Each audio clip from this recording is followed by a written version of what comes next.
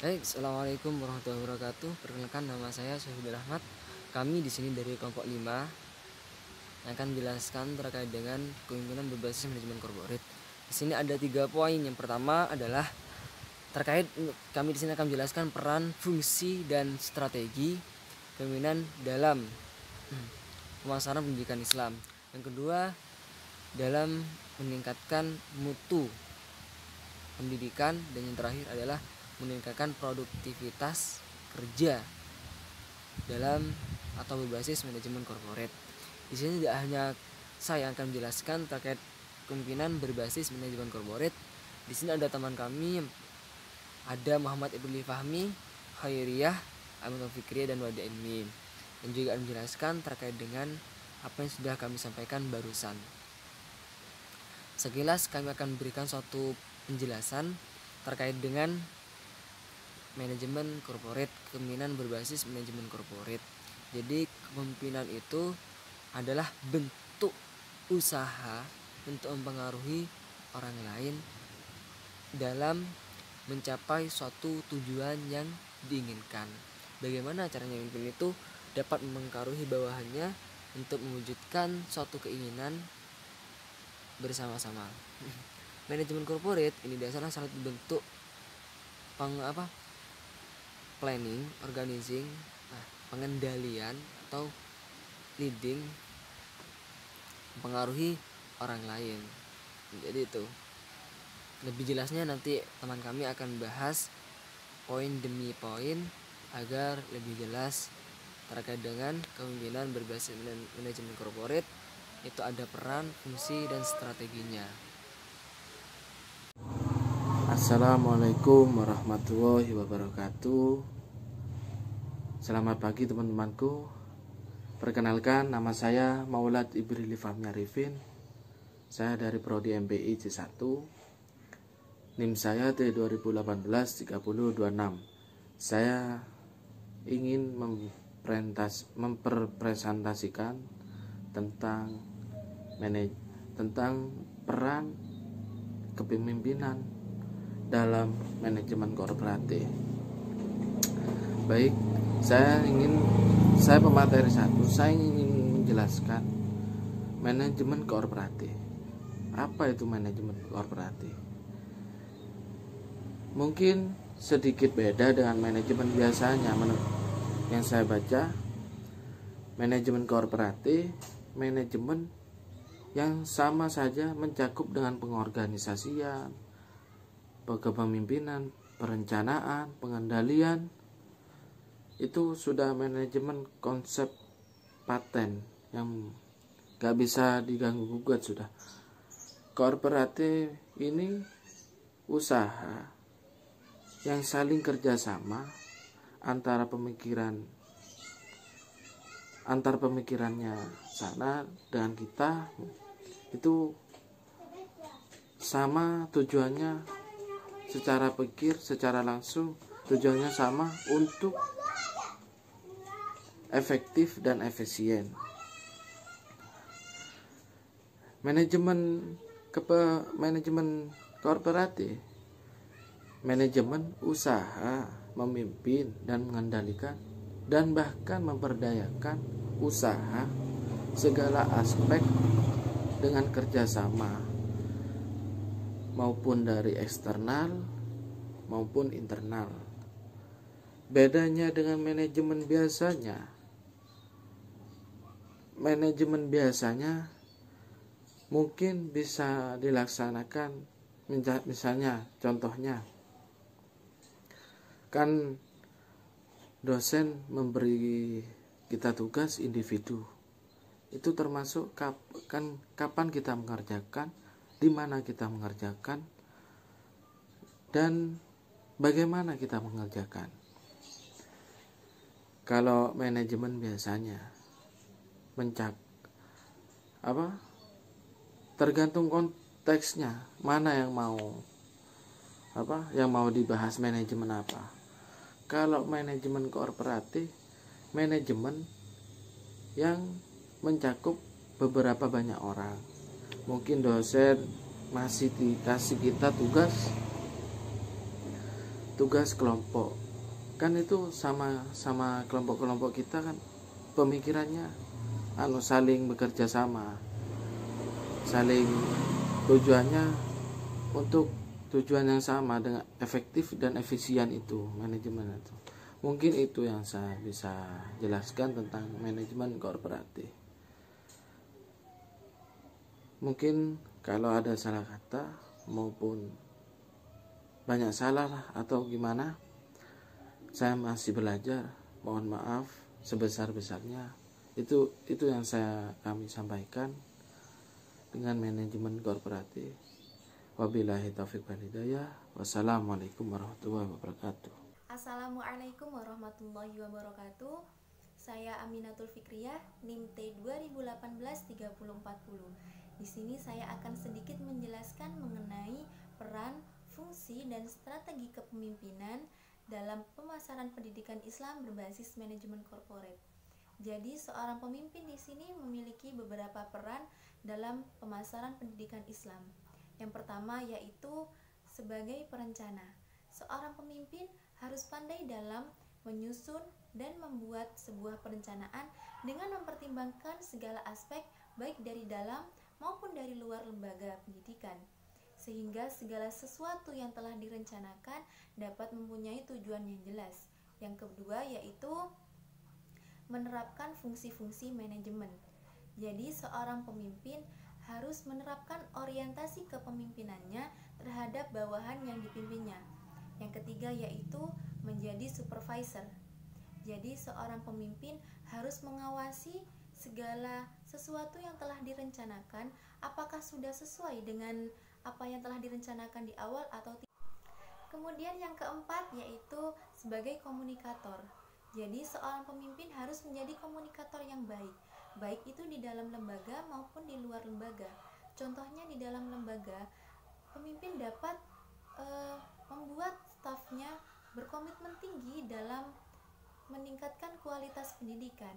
Kemudian contohnya di luar lembaga pendidikan, seorang pemimpin dapat menjalin hubungan yang baik dengan masyarakat demi kesuksesan pemasaran pendidikan. Dan yang terakhir yaitu sebagai evaluator. Jadi seorang pemimpin harus mengevaluasi seluruh program pemasaran pendidikan yang telah dijalankan. Keberhasilan suatu pemasaran pendidikan dapat dilihat dari evaluasi kegiatan tersebut. Selain itu, kegiatan evaluasi ini dapat menjadi acuan bagi seorang pemimpin dalam melakukan pemasaran pendidikan selanjutnya. Yang keempat yaitu promosi, di mana promosi ini adalah suatu sarana untuk menginformasikan atau meyakinkan konsumen terhadap manfaat apa yang akan didapatkan dalam produk ini. Untuk mempromosikan suatu produk ini kita dapat melalui dengan advertising atau periklanan. Juga bisa dengan brosur ataupun dengan poster-poster, ataupun juga dengan menggunakan media sosial yang kita gunakan sehari-hari seperti YouTube, Instagram, dan lain sebagainya. Dan yang kelima yaitu people. People di sini merupakan pelaku utama dalam jasa pendidikan ini. Contohnya kita bisa bekerja sama dengan orang luar, semisal kita mengundang guru dari luar negeri untuk menjadi pendidik di dalam lembaga pendidikan tersebut. Yang keenam yaitu physical evidence atau sarana prasarana. Sarana prasarana di sini meliputi fasilitas yang disediakan oleh lembaga pendidikan. Jika fasilitas yang ditawarkan oleh lembaga pendidikan dirasa lengkap, maka tidak menutup kemungkinan untuk menarik minat para konsumen. Semisal lembaga pendidikan menawarkan ruang kelas ber-AC, terdapat laboratorium untuk para siswa praktek, ada perpustakaan, ada lapangan, dan lain sebagainya. Dan yang terakhir yaitu proses. Proses ini adalah suatu rangkaian aktivitas kerja yang meliputi prosedur-prosedur, tugas-tugas, jadwal-jadwal, mekanisme-mekanisme, dan rutinitas-rutinitas dengan apa menyalurkan produk ke konsumen. Mungkin hanya itu yang dapat saya sampaikan, selebihnya akan disampaikan oleh pemateri selanjutnya. Wassalamualaikum warahmatullahi wabarakatuh. Baik, kami di sini akan menjelaskan peran atau fungsi pemimpin dalam 3 konteks barusan. Dalam pemasaran, jadi seorang pemimpin itu harus bisa mempengaruhi, mengarahkan, dan mengendalikan anak buahnya. Karena kenapa?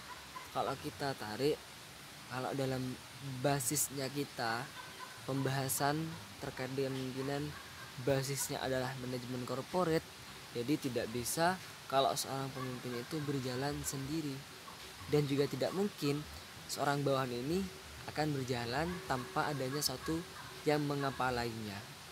Maka butuh kerjasama di antara keduanya dalam pemasaran pendidikan. Tidak hanya kepala sekolah yang ngotot untuk memberikan suatu arahan untuk mengajak peserta didik untuk masuk dalam pemasaran.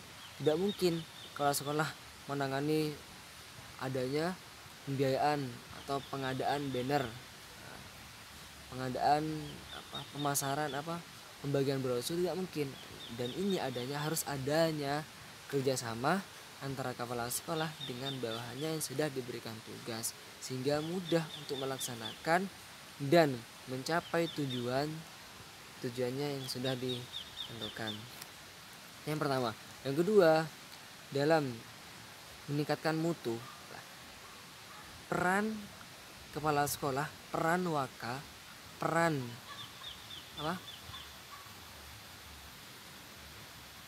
klinik service itu harus dapat difungsikan dengan sendirinya.